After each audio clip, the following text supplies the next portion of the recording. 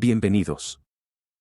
Hoy me gustaría hablar con ustedes sobre los diferentes componentes del entrenamiento en el contexto de la extensión y después de la parada de clic.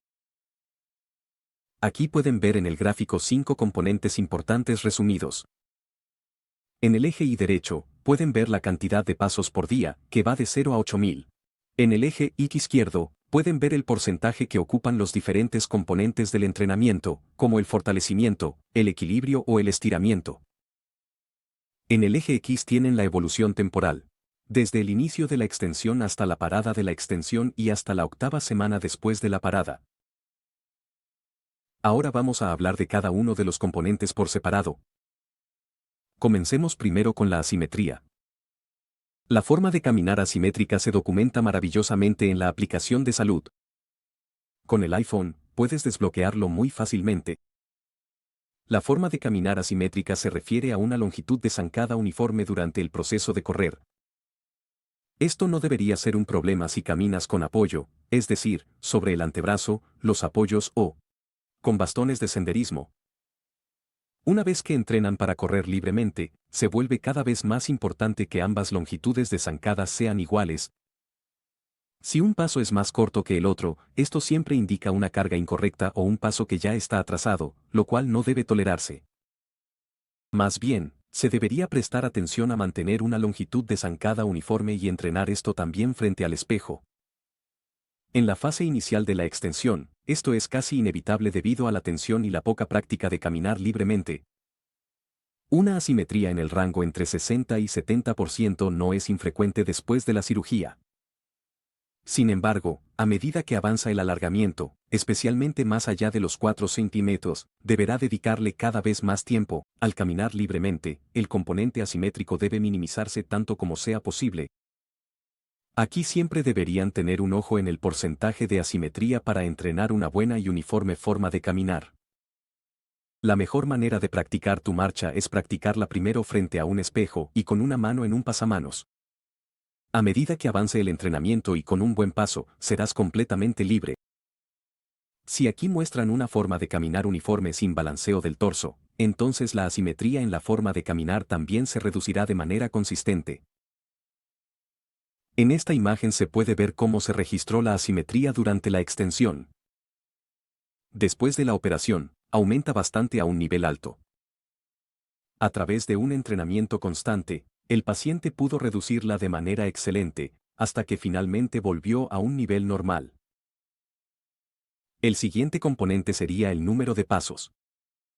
Recomendamos en la fase de tensión, es decir, de 1.5 hasta aproximadamente 4,5 centímetros. Se debe aspirar a una cantidad de 2000 pasos por día.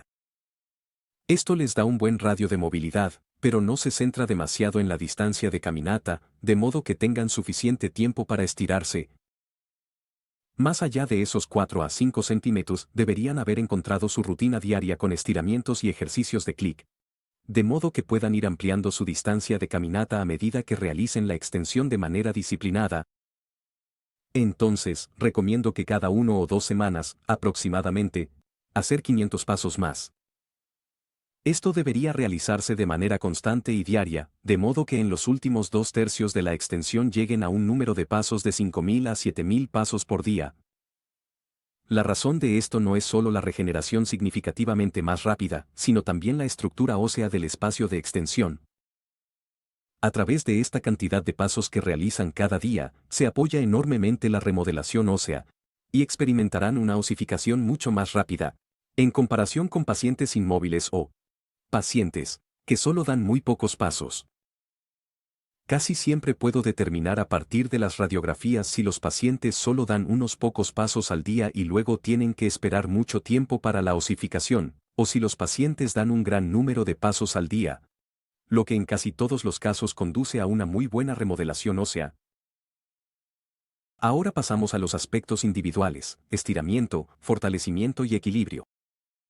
La distribución de los componentes individuales durante la extensión y, además, en la fase de consolidación.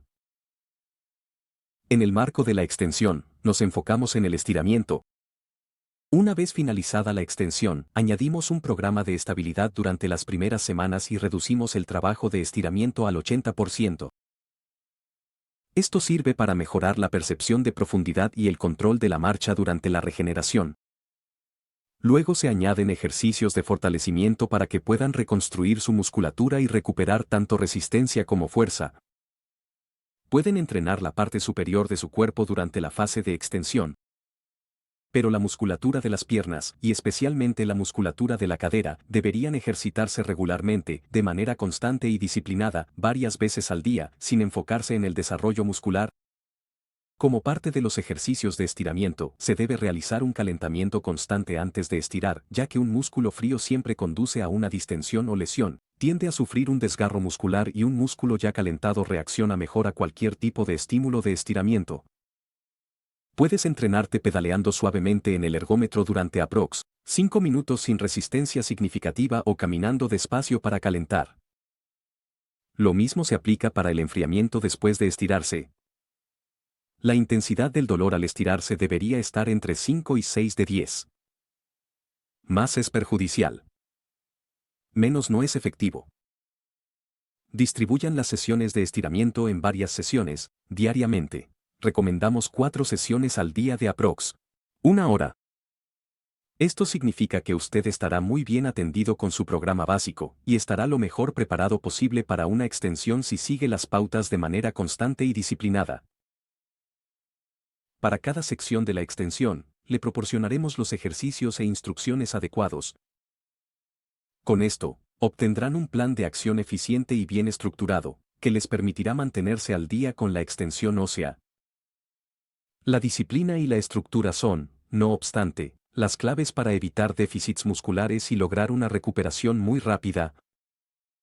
También deberían involucrar a un fisioterapeuta en el lugar. El usted aprox. 2 veces por semana, los apoya y les ayuda con los ejercicios. Aquí no se trata de que él haga el trabajo de estiramiento por ellos, sino de que tengan a alguien que los controle y apoye en sus ejercicios, de manera que puedan asegurarse de que están realizando sus ejercicios de manera adecuada y profesional.